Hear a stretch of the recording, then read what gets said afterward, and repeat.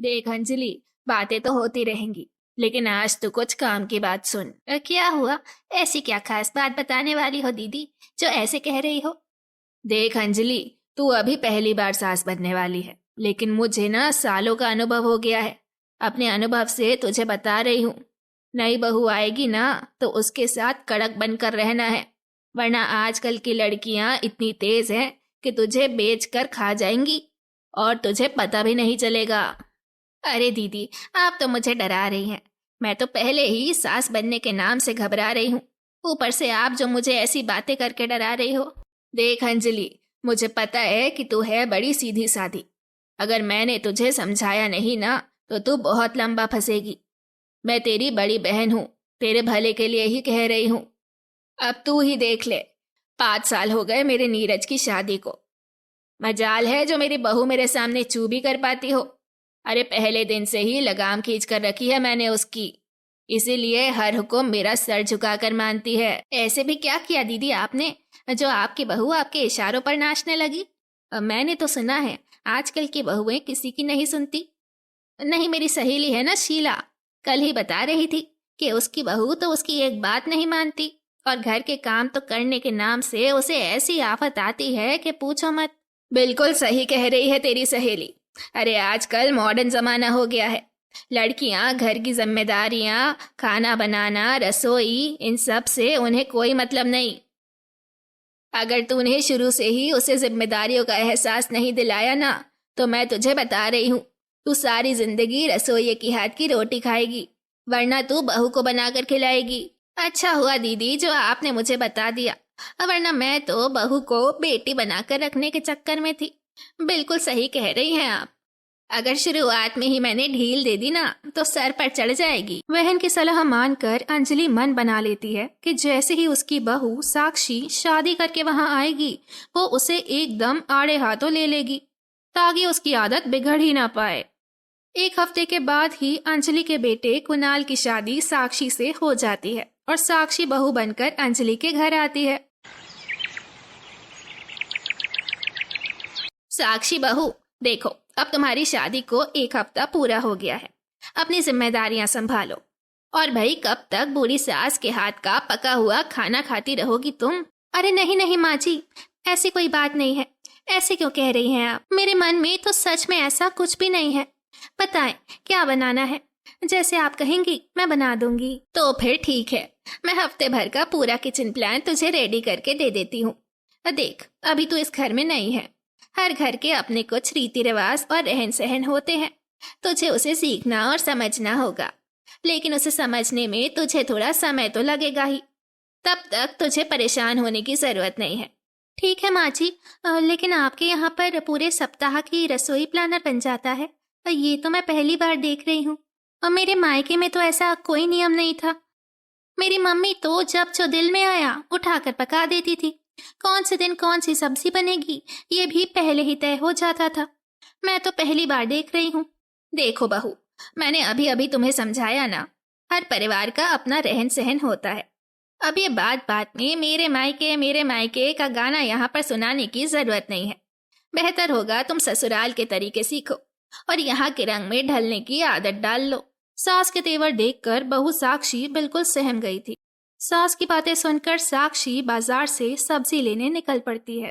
सब्जी वाले भैया, ये टमाटर कैसे दिए? मैडम, टमाटर तो 120 रुपए किलो है। माँ जी ने तो सब्जी लाने के लिए बस 150 रुपए ही दिए हैं। अगर 120 के टमाटर ले लूंगी तो बाकी सब्जी कैसे लूंगी? ऐसे करती हूँ, आधा किलो टमाटर ले लेती हूँ। साक्षी बड़ी मुश्किल से 50 रुपए में थोड़ी थोड़ी सब्जियां लेकर घर पहुँचती है। खाने के समय, अरे बहू ये क्या, बस इतनी ही सब्जी बनाई है तूने? और ये क्या है, आलू टमाटर में टमाटर नजर क्यों नहीं आ रहे हैं? माँ जी, मैंने सुबह ही आपको बताया था कि घर में टमाटर खत्म हो गए हैं। तो गई थी ना बाजार, झोला लटका के लेकर नहीं आई क्या बाजार से टमाटर? लाई थी माँ जी, लेकिन टमाटर 120 रुपए किलो है। आपने तो मुझे बस 150 रुपए दिए थे सब्जी के लिए। इतने पैसों में सिर्फ आधा किलो टमाटर ही आ पाए, इसीलिए मैंने 2 टमाटर शाम की सब्जी के लिए बचाकर बाकी सारे आलू टमाटर में डाल दिए। देख बहू, आज से ना रसोई का बजट मैनेज करना तो तेरा काम है। मैंने तो तुझे लिस्ट बनाकर दे दी है, कब और क्या बनेगा, बाकी की जिम्मेदारियां तेरी है। देखिए माँ जी, मुझे खाना बनाने में कोई समस्या नहीं है, लेकिन आप भी तो समझने की कोशिश करिए। अब 120 रुपए किलो वाला टमाटर खाना तो कोई समझदारी वाली बात नहीं। मुझे ऐसा लगता है कि जब तक टमाटर के दाम कम नहीं हो जाते, हमें ऐसी सब्जियां खाने पर जोर देना चाहिए जिनमें टमाटर नहीं डलता। देख, तुझे अभी इस घर में आए 20 दिन हुए और मैं पिछले 25 साल से गृहस्थी संभाल रही हूँ। अब उम्र और अनुभव तुझसे ज्यादा है ना मेरे पास, इसीलिए मैं अच्छी तरह जानती हूँ कि तुम क्या कह रही हो। काम ना करने के 100 बहाने मुझे मत सुना। अगर मैं थोड़ी सख्ती ना करूं तो तू बजट के नाम पर एक दिन खाना बनाकर 4 दिन खिलाए। साक्षी अपनी सास को समझाने की बार बार कोशिश करती, लेकिन उसकी सासू माँ तो जैसे कसम खाकर बैठी थी कि बहू की बात उसे सुननी नहीं है। सास के इस रवैये के कारण बेचारी बहू साक्षी रोज बाजार जाती और उनकी फरमाइश के हिसाब से सब्जियां खरीद कर लाती। कुछ दिनों बाद, अम्मा जी, आपने लिखा है कि आज भिंडी बनानी है, लेकिन बाजार में तो इस समय भिंडी का सीजन ही नहीं है। भिंडी बहुत महंगी मिल रही है। भिंडी की जगह कोई और सब्जी बना दूं तो नहीं चलेगा क्या? 7 दिन की रसोई में 7 तरह की सब्जियां बनेंगी और वो 7 तरह की सब्जियां सबकी पसंद के हिसाब से। मैंने तुझे पहले ही बता रखा है। अब तू क्यों रोज रोज मेरा दिमाग चाटने के लिए चली आती है? अरे तू कोई खानदान की पहली बहू नहीं है। मेरी जीजी है ना, उनकी बहुएं 5 साल से सब संभाल रही हैं। मजाल है जो सास की किसी बात को काटे, वो चू की आवाज नहीं निकलती उसकी दीदी के सामने। एक तू है, रोज मुंह लटका कर मेरे सामने खड़ी हो जाती है। कभी कहती है टमाटर महंगे हैं और आज चली आई भिंडी के महंगे होने का रोना रोने। अरे भाई, कोई सब्जी महंगी हो जाएगी तो खाना छोड़ देंगे क्या? साक्षी को समझ में नहीं आ रहा था कि आखिर उससे गलती कहाँ हो रही है। वो तो पूरे मन से अपनी गृहस्थी को समेट कर चलने की कोशिश कर रही थी, लेकिन हर तीसरे दिन उसे सास अंजलि के मुंह से फटकार सुनने को मिल रही थी। एक दिन अंजलि की बड़ी बहन का फोन आता है। अरे अंजलि, तेरे जीजा जी कई दिन से मिलने के लिए क्या कह रहे हैं? हमने सोचा है रविवार को हम परिवार सहित तेरे यहाँ आएंगे। अरे क्यों नहीं दीदी, ये तो बहुत अच्छी बात करी आपने।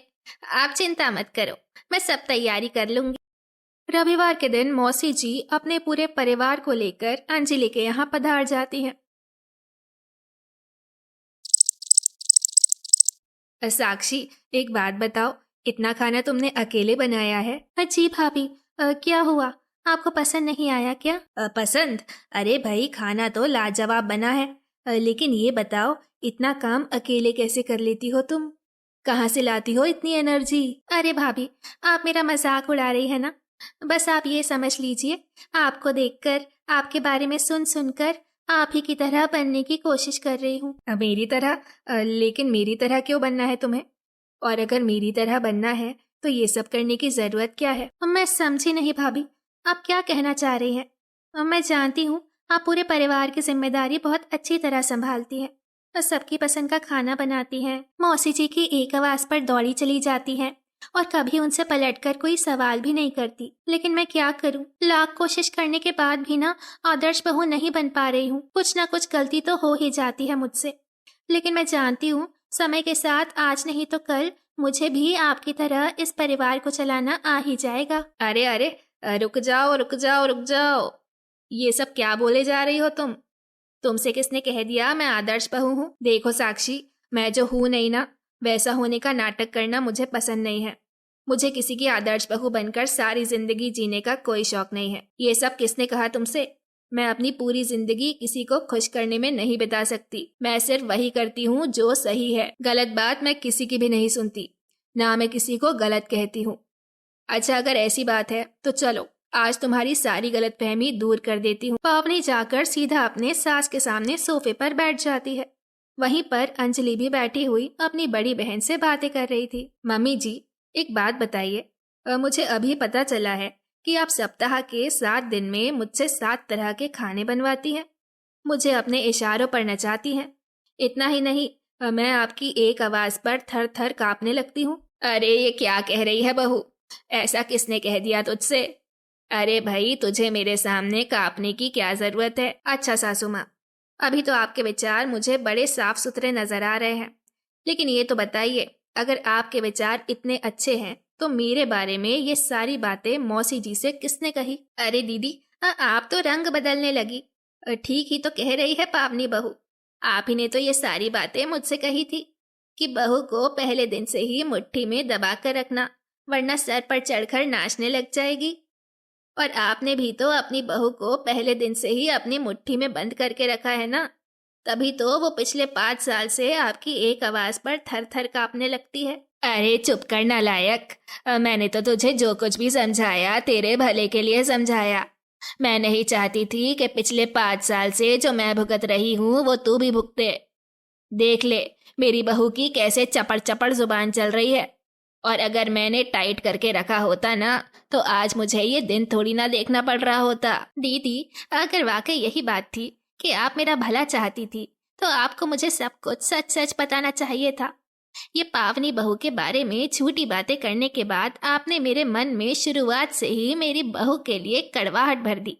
इसीलिए मैंने तो कभी उसके साथ अपने रिश्ते सुधारने के बारे में कोशिश ही नहीं करी। देखिए मौसी जी, मैं मानती हूँ कि माँ जी ने आपके मन में गलत बातें भरने की कोशिश की, लेकिन इन सब में सबसे बड़ी गलती तो आपकी है। आप बहू को आदर सम्मान और प्यार देने के बजाय आप ऐसे कैसे किसी की भी बातों में आकर अपना रिश्ता बिगाड़ने के लिए चल पड़ी। कल तो अच्छे बुरे वक्त में आपके काम तो साक्षी ही आएगी ना, रिश्तेदार नहीं। फिर बहू को सम्मान देने के बारे में क्यों नहीं सोचते हैं आप लोग? बहू, अब मुझे माफ कर दे। मेरे कानों पर तो दीदी की बातों का पर्दा पड़ा हुआ था, मैं कुछ समझ ही नहीं पाई। पावनी बेटी, मुझे माफ कर दे, मैं कुछ समझ ना पाई। ऐसे ही कुछ देर सब अपना दिल हल्का करने के बाद दीदी और बहू अपने घर चले जाते हैं। माँ जी, मैं बाजार से सब्जी लेने जा रही हूँ। मैं वो प्लानर ढूंढ रही थी, अब मुझे मिल नहीं रहा। आपने देखा क्या? आज के दिन कौन सी सब्जी बनानी थी? क्या आपको याद है? मैंने वो प्लानर फाड़ के फेंक दिया है बेटी। जो तेरा दिल करे आज वो बनाना।